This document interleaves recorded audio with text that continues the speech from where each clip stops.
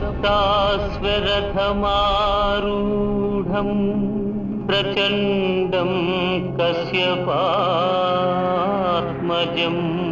श्वेतपद्मधरं देवं तं सूर्यं प्रणमाम्यहं तं सूर्यं प्रणमाम्यहं। తతో యుద్ధ పరిశ్రాంతం. ఇంత ఈ శ్లోకాన్ని ఈ పదం దగ్గరే ఇంత పట్టుకుని ఎందుకు చెప్తున్నామంటే, ఇటీవలి కాలంలో అందరికీ కూడా మంత్రములన్నా స్తోత్రములన్నా బీజాక్షరాలతోటో వేరుతోటో ఉంటేనే స్తోత్రం అనుకుంటారు. కానీ వాల్మీకి గొప్పతనం, వ్యాసుడి గొప్పతనం ఏమిటంటే, వాళ్ళు ఏ పదం ప్రయోగించినా అది మంత్రపూతమే అవుతుంది. తతః, మీరు తతః అంటే ఈ పదం మంగళకరమని చాలామందికి తెలియదు. బ్రహ్మసూత్రాల్లో కూడా అధాతో బ్రహ్మ జిజ్ఞాస అని ఉంటుంది. అధ అన్నది, తత అన్నది, ఇవన్నీ కూడా మంగళకరములు. అంతేకాదు బీజాక్షర సమామ్నాయానికి ప్రతీకలు. అందుకని అంత చెప్పాల్సి వస్తుంది. సరే, విషయంలోకి వస్తే అక్కడ జరిగింది ఏమిటి? రావణాసురుడు ఎప్పుడైతే ఆయుధాలన్నీ కింద పడేశాడో అప్పుడన్నాడు, గచ్చ అనుజానామి రణార్దితస్వం, వెళ్ళవయ్యా, ఇంటికి వెళ్ళు, యుద్ధంలో అలసిపోయావు, నిన్ను వెన్నుదెబ్బ కొట్టను నేను, మళ్ళీ సైన్యాన్ని తీసుకుని మళ్ళీ కొత్త ఆయుధాలన్నీ తీసుకుని బయలుదేరిరా అని అంతకుముందే ఒకసారి హెచ్చరించాడు. రావణాసురుడు తట్టుకోలేకపోయాడు. తతః యుద్ధ పరిశ్రాంతం. యుద్ధ పరిశ్రాంతం అన్నది రావణాసుడి పరంగా చెప్పుకుంటున్నాం. ఎందుకంటే ఆ రావణాసుడు ఎవడో కాదు, మనమే. మన పేరే రావణాసురుడు. ఎంచేతంటే మన మనస్సుందే, అది రావణాసురుడు. అంచేత ముందుగా మన సంగతి మనకి తెలిస్తే స్తోత్ర ప్రయోజనం మనకు అర్థమవుతుంది. దర్పో దగ్గర దశానన ఇంద్రియ మనోనక్తంచరాధిష్ఠితే అని అంటారు. 10 తలకాయలంటే 10 ఇంద్రియములే. ఈ రావణాసుడు ఎక్కడున్నాడు? లంక. ఒక్కసారి కొంచెం సంస్కృతంలో పదాలు చూస్తే లంకా శబ్దానికి చాలా భయంకరమైన అర్థం ఉంది. మన శరీరం కూడా అలాంటిదే. ఇవాళ ఇక్కడ నుండి రేపు ఇంకో తోడు కడితే ఇంకో తోడు మారుతుంది. ఇది లంక. అంచేత అలాంటి లంక లోపల, ఈ శరీరం లోపల రావణాసురుడు ఉన్నాడు. వాడు ఎలాంటి వాడు? త్రికూట శిఖరే లంకాం అంటారు. 3 కూటములున్నాయి. అంటే మనలో ఉండే ఆ లంకా నగరము పెద్ద కోటగోడలతో ఉంటుంది. 3 శిఖరములున్న పర్వతం మీద ఉంది. ఏమిటా 3 శిఖరములు? మన లోపల ఉండే అస్థి పంజరము 3 రకములుగా ఉంటుంది. కదిలేది, కదలనిది, కదిలి కదలనిది. ఈ లంకా నగరానికి రావాలంటే 3 చోట్లు దాటి రావాలి. జలదుర్గము, వనదుర్గము, గిరిదుర్గము. మనం చెప్పుకోక్కర్లేదు. వనదుర్గం అంటే శరీరం పైన ఉండే లోమములు. శిరస్సు మీద ఉంటే రోమములు అంటారు, ఇతర భాగాన్ని లోమము అంటారు. అంచేత ఇది వనదుర్గము. దీని పైన ఉండేది జలదుర్గము, లోపల ఉండే రక్త ప్రసరణ మండలం అంతా. గిరిదుర్గము, అస్థి సంచయము. వేదాంత దేశకుల వారు ఎంత అందంగా వర్ణించారు. అలాంటి రావణాసురుడు పరంగా చెప్పుకుందాం. మనకెప్పుడు కష్టం కలిగినప్పుడే కదా భగవంతుని తలుచుకునేది. అందుకని తతః యుద్ధ పరిశ్రాంతం. రావణాసురుడు పొగరెక్కి తిరిగి వచ్చేట మళ్ళీను. ఎంచేతంటే వాడికున్న పొగరు ప్రపంచంలో ఎవరికి లేదు, ఇంకొకడికి తప్ప అన్నాడు వ్యాస భగవానుడు. ఎవరా మహానుభావుడు? దుర్యోధనుట. దుర్యోధనుడు రావణాసుడు ఒకే ఫాయా మనుషులు. ఎంచేతంటే వాలిని చంపాడు, ఏదో కార్తవీర్యార్జున్ని చంపిన పరశురాముడి గర్వభంగం చేశాడు, కోతుల్ని వెంటేసుకొచ్చాడు. ఇంత చేసినా కూడా రాముడు మానవుడే అన్న పొగరు మొత్తం వాడిదైతే, అర్జునుడేమో ఫలానా పని చేశాడు, భీముడు ఫలానా పని చేశాడు, సాక్షాత్తు ద్రౌపదిని కాపాడారు, ఇంత ఉన్న వాళ్ళేమిటన్నాడు దుర్యోధనుడు. అంచేత ద్వావిమౌ మూర్ఖౌ పురుషౌ లోకే సుయోధన దశాననౌ. అందుకని వాడు వెనక్కి వచ్చాట. అంటే ఎంతటి గర్వమో చూడండి రావణాసుడికి. అంటాడు ఒకతోట, ననమేయం హి కర్హిచిత్. రామచంద్రస్వామి బాణాలు ప్రయోగిస్తే నా తలకాయ తెగితే నా తలకాయ ముందుకి పడదు, వెనక్కే పడుతుందన్నట్ట. ఎందుకని బాణం తగిలితే ఇలా తగులుతుంది, తగలగానే శరీరం ఎలా పడాలి, ముందుకు పడాల్సి ఉంటుంది. ఆ సమయంలో కూడా నా తల వెనక్కే వేసుకు పడతానన్నాడు. ఎంచేట తల ముందుకు పెడితేట రాముడికి దండం పెట్టినట్టుట. ఇంతటి పొగరుమొత్తనం. అందుకని వచ్చాడు వాడు. సమరే చింతయా స్థితం, యుద్ధము చేసి తీరాలి అని నిర్ణయించుకుని వచ్చాడు. తతః యుద్ధ పరిశ్రాంతం, యుద్ధంలో భయంకరంగా అలసిపోయాడు. మానసికంగా శారీరకంగా కూడా అలసిపోయిన రావణాసురుడు సమరే చింతయా స్థితం, మళ్ళీ సమరం కోసం వచ్చాట. అడ్డం పడ్డానికి వచ్చాడు. ఎందుకు వచ్చాడు అంటే మనలో ఉండే అహంకారం వదిలిపెట్టదు కదా. ఏమిటా అహంకారం?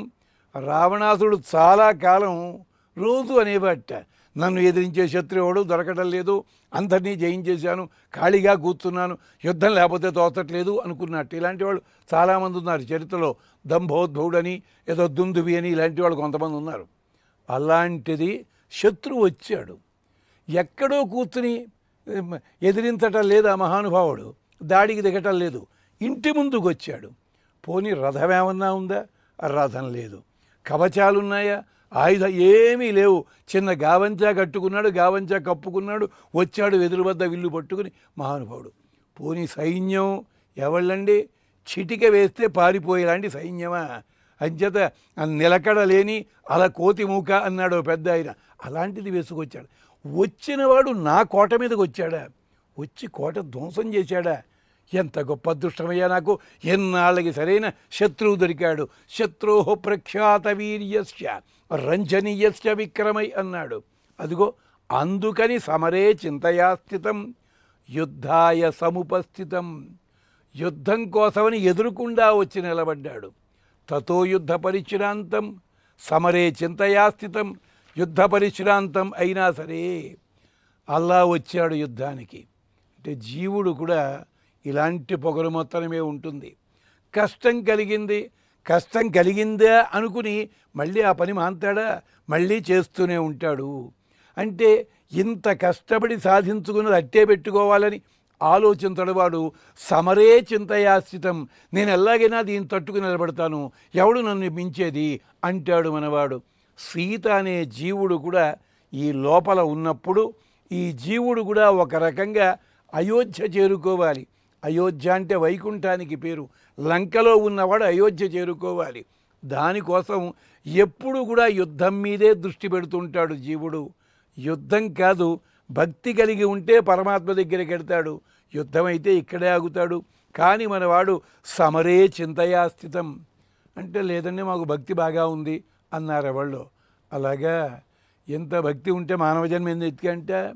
నమ్మాళ్ళు వాట్లని అంటారు. భగవంతుడా, ఎన్ని జన్మలుగా నీ శత్రుత్వం పెట్టుకున్నానయ్యా, అందుకనే జన్మలు ఎత్తి ఎత్తి ఎత్తి ఇక్కడ ఉంటే ఇంకా రక్షించవేమిటి? అవునులే, నీ వాళ్ళనైతే రక్షించుకుంటావు నువ్వు. ఎంచేత వాళ్ళెవళ్ళో జై విజయులుట 3 జన్మల్లోనే శత్రుత్వం పెట్టుకుంటే మోక్షం ఇచ్చావా? నేను వేలాది జన్మలు శత్రుత్వంతో ఉన్నాను. సమరే చింతయా స్థితం, సమరం చేద్దామనే కూర్చుంటున్నాను నేను, అలాంటిది నన్ను రక్షించవా అని అంటారు. అంచేత అలాగే సమరం కోసం వచ్చాడు. అలాంటి రావణాసురుడు చూచి ఆలోచనలో పడ్డాడు రామచంద్రస్వామి. అప్పటికి ఇంకా రావణాసురుడు రాలేదు. ఇంచేత రాత్రిపూట యుద్ధం జరిగింది. ఆ యుద్ధము లోపల అంటే సుమారు రాత్రి 3:30-4 గంటల వేళ అని చెప్పుకోవచ్చు. ఆ ఘట్టం చదివినట్టయితే ఈ కాలనియమం మనకి తెలుస్తుంది. ఇక తెలతెలబారబోతోంది. రాముడు ఆలోచిస్తున్నాడు. సమరే చింతయా స్థితం, ఎలాగా? యుద్ధ పరిశ్రాంతం. రామచంద్రస్వామి కూడా చాలా అలసిపోయాడు, శరీరం అలసిపోయింది. వానరులంతా పారిపోతుండే, వాడు పట్టుకోవడానికే సరిపోతుంది. ఏ ప్రమాదం అయితే వాడు పారిపోతుండవు, మళ్ళీ విభీషణుడు వెళ్ళి ఓదార్చి పట్టురావడం. అలసిపోయాడు ఆయన. అలాంటి అలుపు మనకు కూడా, భగవంతుడికి కూడా పాపం అలుపు వచ్చిందట మనని చూసినప్పుడు. ఎంచేత మనకి శరీరం ఇచ్చాడు, ఇంద్రియాలు ఇచ్చాడు, భోగములు ఇచ్చాడు. ఇన్ని ఇచ్చినా మనం మాత్రం ఆయన మొహం చూడం. అది జరిగేది. ఒక ఆంగ్ల కవి ఒక 16వ శతాబ్దం 13వ శతాబ్దం కవి రాస్తాడు. దై గిఫ్ట్ అని రాశాడు ఒక తోట. దాంట్లో అంటాడు, భగవంతుడిచ్చిన వస్తువులన్నీ వాడుకుంటాంట మనం, కానీ ఈ కానుకలు ఇచ్చిన ఆ పెద్ద ఆయన్ని మర్చిపోయామన్నాడు పాపం. అలాగే అలాంటి వాడిని పట్టుకోవడానికి సమరే చింతయా స్థితం. అందుకని భగవంతుడు ఆలోచిస్తాడట, ఏం చెయ్యాలి, ఎలా వడిసిపడుచుకోవాలి. ఇక్కడ రావణాసుడు కూడా అలాగే ఆలోచిస్తున్నాడు. రావణాసుడి బలం అపారమని తెలుసును. సైన్యం పోయినా వాడొక్కడు యుద్ధం చేయగలడని తెలుసును. ఇంద్రజిత్తు పోయాడు, మరొకడు పోయాడు, అందరూ పోయారు. కానీ వీడు యుద్ధం చేయకుండా వెనక్కి వెళ్ళాడు. నేనే పంపించా కదా. తీరా మనవాడు యుద్ధానికి వస్తాడా రాడా? యుద్ధానికి వస్తాడా రాడా ఎందుకు ఆలోచించాలి? ఓ బాణం వేసేయచ్చు కదా. బాణం వేయడానికి కాకాసుడు కాదు, కాకి మీద బాణం వేయడానికి, తన గొప్పతనం చూపించడానికి కాదు. బ్రహ్మాది దేవతల జ్ఞాపకం చెయ్యాలి. నేను వచ్చిన పని మర్చిపోలేదు, జ్ఞాపకం చేయడానికి కాకిని పంపించారు మీరు. ఇంకా నేను ఏకాగ్గా ఉన్నా కానీ ఎందుకు పనికి రాకుండా పోలేదు, జాగ్రత్త అని చెప్పడానికి పంపించాడు. అదెలా మీకు తెలుసు అంటారా? బ్రహ్మాస్త్రం అంటే వేసి వేగన కాల్చి పారేయాలి కదా. మరి కాకిని ఎందుకు కాల్చలేదండి? ఆలోచించండి ఒక్కసారి. కాల్చడం ప్రధానం కాదు, బెదిరించాలి, ఊళ్ళో వాళ్ళకి తెలవాలి.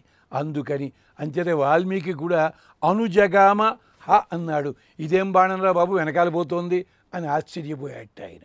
ఇక్కడ రావణాసుడిని చంపడానికి బ్రహ్మాస్త్రం వాడకూడదు. ఎప్పుడు వాడాలి? వాడు ఎదురుకుండా వస్తేనే వాడాలి. ఇంతకుముందు లక్ష్మణుడు కూడా అన్నాడు, అన్నయ్య బ్రహ్మాస్త్రం వాడతానన్నాడు. అంటే చెప్పాడు, తప్పు నాయన, అది ఏదీ లేనప్పుడు చిట్ట చివరి దశలో వాడాల్సింది. పాపం వాళ్ళంతా అమాయకులురా, యుద్ధానికి వచ్చారు, మామూలు బాణాలతోటి చంపుదాం, బ్రహ్మాస్త్రం వేస్తే వాళ్లతో పాటుగా లోకాలు నాశనం అవుతాయి. కానీ చిట్ట చివరి దశలో మాత్రం బ్రహ్మాస్త్రం ప్రయోగించవచ్చు ఆగన్నాడు. అలాంటిది వేయడానికి వీల్లేదు, దివ్యాస్త్రాలు ప్రయోగించడానికి వీల్లేదు. తాను మానవుడిగా ఉన్నాడు, ఉపయోగించాల్సినవే. మరి రావణాసుడు వస్తాడా రాడా? వెనక్కి వస్తాడా రాడో తెలియదు. వెనక్కి రాకపోతే తాను నగరంలో అడుగు పెట్టాలి. కానీ వనవాస నియమం ప్రకారము తాను నగరంలోకి అడుగు పెట్టడానికి వీల్లేదు. అనగానే ఓ కుర్రవాడు కొంటె ప్రశ్న, గురువుగారు నగరంలోకి వెళ్ళకూడదన్నాడు, వెళ్ళలేదండి. కానీ వనవాసంలో ఉన్నవాడు, బ్రహ్మచర్యం పాటించేవాడు ప్రవహించే ప్రాంతాలు దాటకూడదని ఉంది కదండి. అంచేత గోదావరి ఎలా దాటాడండి? గంగ ఎలా దాటాడండి? సముద్రం ఎలా దాటగలిగాడండి? ఇది ఇప్పట్లో కూడా చాలామంది స్వామీజీలకు కూడా అడిగే ప్రశ్నే. కానీ దాంట్లో ఒక చిన్న రహస్యం ఉంది. గంగ దాటేటప్పుడు అక్కడ పూజ జరిగింది, వాల్మీకి చెప్పాడు, మనం పట్టించుకోం. అలాగే సముద్రం దాటేటప్పుడు ఉంది ఒకటి, ఏమిటో తెలుసునా? ఒక పూజ చేసి, యజుర్వేదంలో వస్తుంది ఈ ఘట్టం, పూజ చేసిన తర్వాత ఒక బండరాతికి పూజ చేసి ఆ బండరాతి నీళ్ళలో పడేస్తే తమేవ సేతుం కృత్వా తరతి అంటుంది వేదం. దాన్ని వేసినప్పుడు పడవ మీద వెళ్ళినా, నడచి వెళ్ళినా, ఎగిరి వెళ్ళినా నది దాటినట్టు కాదు వేదం చెప్పింది. అక్కడ రామచంద్రతో బండరాయి కాదు, బండరాళ్లతో శుభ్రంగా కట్టించాడు, బ్రహ్మాండమైన వంతెన కట్టించి వారేచాడు ఆయన. వంతెన అంటే ఇలా ఉండాలంటే నీళ్ళని తాకకుండా ఉండాలి, అది వంతెన కాదు, వారధి.